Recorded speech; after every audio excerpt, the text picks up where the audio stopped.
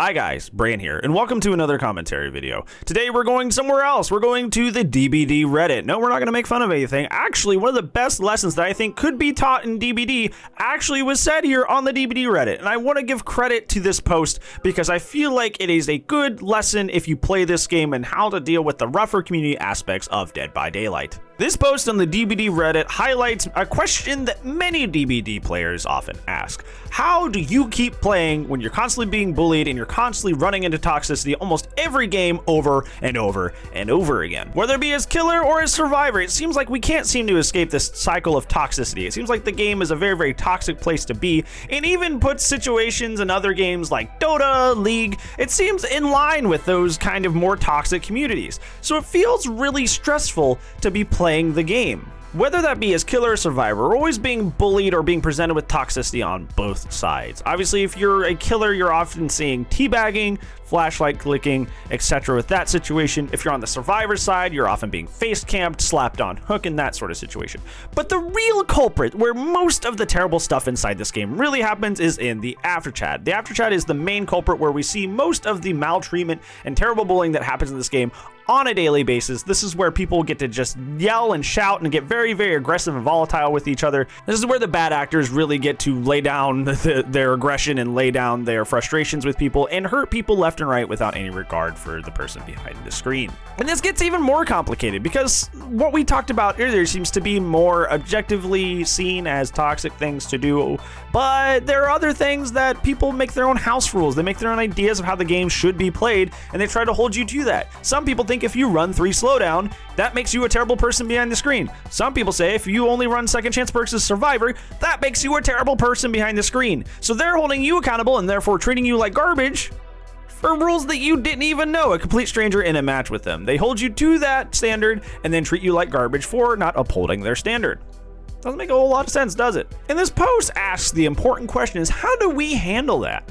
How does every single day we go into the game and we're running in these toxic situations over and over and over again? How do you keep your chin up? How do you keep your morale up, continually running into these mean, awful, volatile situations over and over and over again? How do you keep playing when you keep running into this stuff? How do you not get discouraged and stop playing? I think this response by Lemma really highlights the best lesson that could be taught about Dead by Daylight, especially when it comes to regard into handling the more toxic side of the community that rears its ugly head so often. In a 1-2 punch, in 2 very, very insightful sentences, they say, I decide what my own goals are, and I don't have to talk to them. I don't have to explain anything that I did. I know it's hard when you're presented with that situation. You enter that after chat and somebody is saying, did you really have to camp a tunnel? Did you really have to run that many slowdown? Did you really have to go that hard? And they start really going into you. I expected more of somebody with that many hours. I get that one a lot personally. I expected more of somebody with that many hours. It's really easy to invest into that because they're putting a lot of energy on the table. They're putting a lot of energy on the table. They're coming at you and it's very intense. So it's hard to ignore. That is understandable. But perhaps the biggest lesson to come out of this response is you don't have to talk to them. You don't have to explain anything that they did. You are the only one that can decide what your goals are. That person, no matter how mad or how intense they get in the after chat, they have no power over you and what you like to do in Dead by Daylight and what gives you the dopamine by playing this game. They cannot reach out of the screen and take your controls, take your controller, take your mouse and keyboard, take whatever you're using to play. They can't touch you. They like to think they can.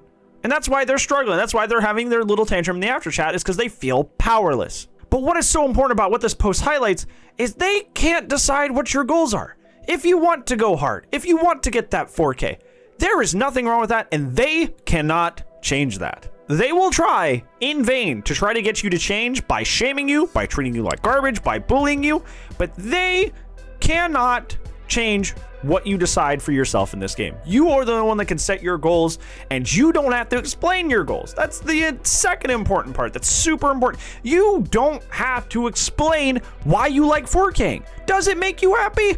Yeah, then go for it. You don't owe them an explanation. Because I'm going to tell you right now, most of the explanations will not work. I can't tell you how many times I've been accused of proxy camping, and the guys were literally looping around the hook, and they're calling me garbage. They're saying I'm a terrible killer for having that many hours in the game, and they're literally like looping around the hook, and they're like, wow, you're a camper. It's like, well, you were looping around the hook, dude. Like, I wasn't trying to camp him. I was just chasing a survivor that was going around the hook. But when I tried to explain that, when I tried to tell them that, they just come up with something else. Trying to explain these things is futile because they're just angry. They're just butthurt, and they're just trying to make you feel bad for not letting them win. You don't owe them an explanation, and if you try to, often that explanation's not gonna go anywhere. That explanation is not gonna go anywhere.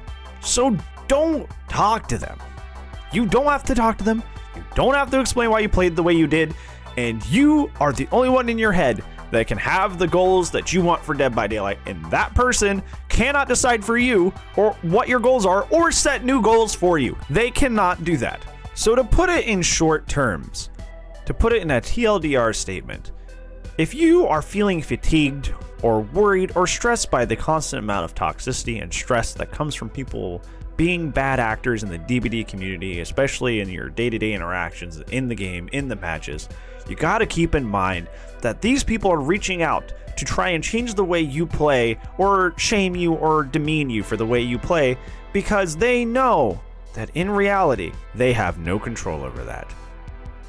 They have no control of that. Only you can decide what makes you happy in Dead by Daylight. Only you can decide what your goals are. And when you meet them, you don't owe these people an explanation for why you're going for those goals and why they make you happy.